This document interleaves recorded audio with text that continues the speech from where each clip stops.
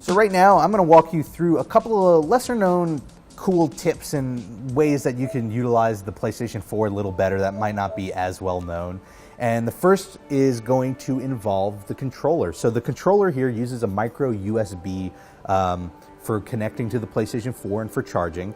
And what's really great is that it doesn't require to be plugged into the PS4 to charge. And this isn't something that Sony has come out with and talked about, but you can go ahead and charge this controller through another device while you're using it. So maybe if my living room is, too big and the PlayStation's too far away and I can't run the cable to it, I would be able to, in theory, run this to a laptop and charge off the laptop while I'm playing. So it's just a cool way to work around the shorter lifespan of the controller. Another cool tip involving the controller is the headphones port. So it's got a port here for headsets and headphones. And what's really cool is, besides using it for chat, you can use it for all game audio. So if you go into your settings menu right here and you head on down to sound and screen, you could go down to audio output settings. And right here, it's not highlighted because I don't have a headset plugged in, but if I plug it in right here, it'll pop up. And I can change it from chat audio to all audio. And now all of the game's audio will go through the controller, through the headset, and I won't have to wake up whoever is in my apartment at 3 in the morning while I'm playing video games. Another thing to keep in mind is standby mode. So when you go over to power, when you're done playing, you're gonna have a couple of options here. You could just log out, which would leave the PlayStation 4 turned on, but just logged out of your username.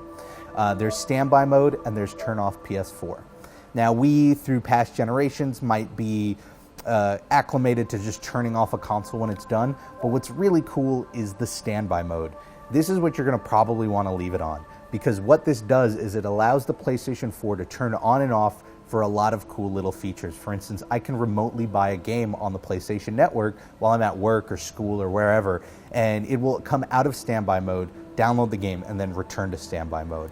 I could also use it for remote play. If I leave it in standby mode and bring my Vita to work with me, I can pull it out of standby mode with the Vita, play some games over the Wi-Fi, and then put it back into standby mode again. So something you want to keep in mind is that standby mode is probably the better option when you're done at the end of the day.